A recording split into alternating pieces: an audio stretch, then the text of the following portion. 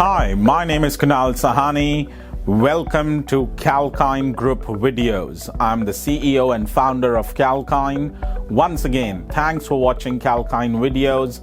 Thanks for spending your time in watching these videos. And let's talk about something new. How to invest in Bitcoin. Are you interested in Bitcoin too? Or maybe other cryptocurrencies like LITECOIN or ETHEREUM, but do not know how to get started with your first purchase? If so, you are at the right place. Let's discuss the same. So the Bitcoin has been the hottest buzz since past few weeks amid a sharp rally from $11,000 US to almost $16,000 levels. Buying a Bitcoin is quite easy. However, due to lower participation by the retail investors as compared to other financial markets like the stock market or the forex market, the understanding of the crypto space is not much popular. So the challenges, we have bigger number of participants in the stock market and the forex market, but not too many in the Bitcoin market. So what needs to be done to enter the crypto space from a retail trader / investor standpoint? Let's talk about the point number one. First, you need to have a digital wallet to store the Bitcoins or any cryptocurrency for that matter. So what we need is a digital wallet. I'm again repeating the word digital wallet. These digital wallets are similar to the share trading accounts used to hold shares of the company. So they're similar to a brokerage account or a share trading account used to hold shares of a particular company. Primarily, there are two types of digital wallets: software wallets and hardware wallets.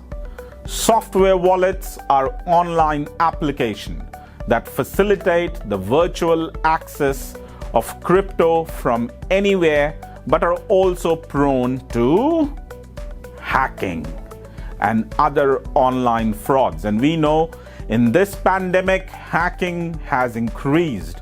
Online frauds have increased.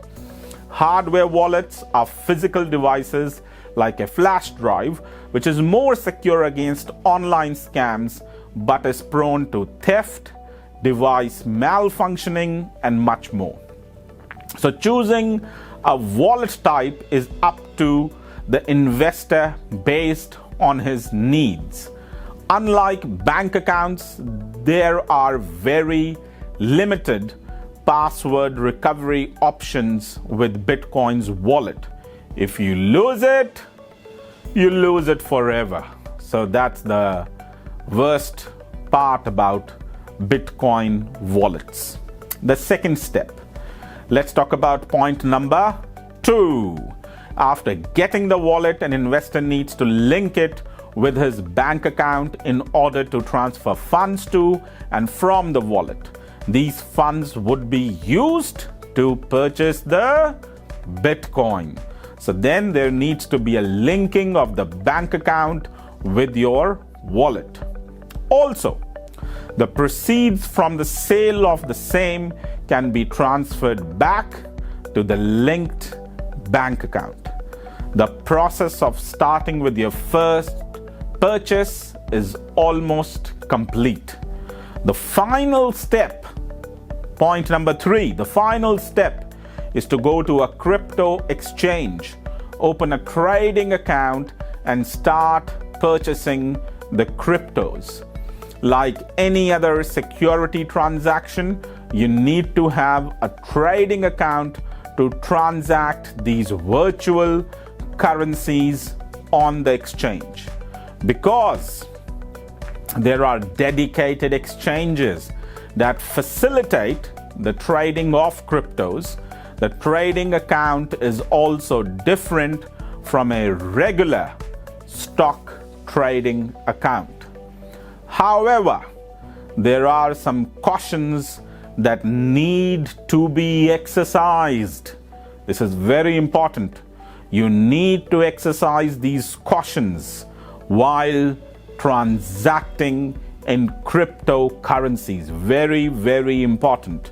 As no government agencies regulates Bitcoin, hacking, theft, or any kind of fraud is difficult to be addressed. I'm again going to repeat this. This is very important. As no government agency regulates Bitcoin, hacking, theft, or any kind of fraud is difficult to be addressed. So be careful. In the past, even some well-known exchanges have been hacked, let alone the individual users.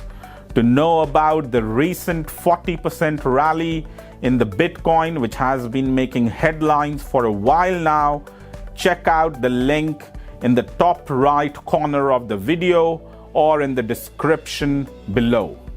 Once again, thanks for watching Kalkine video.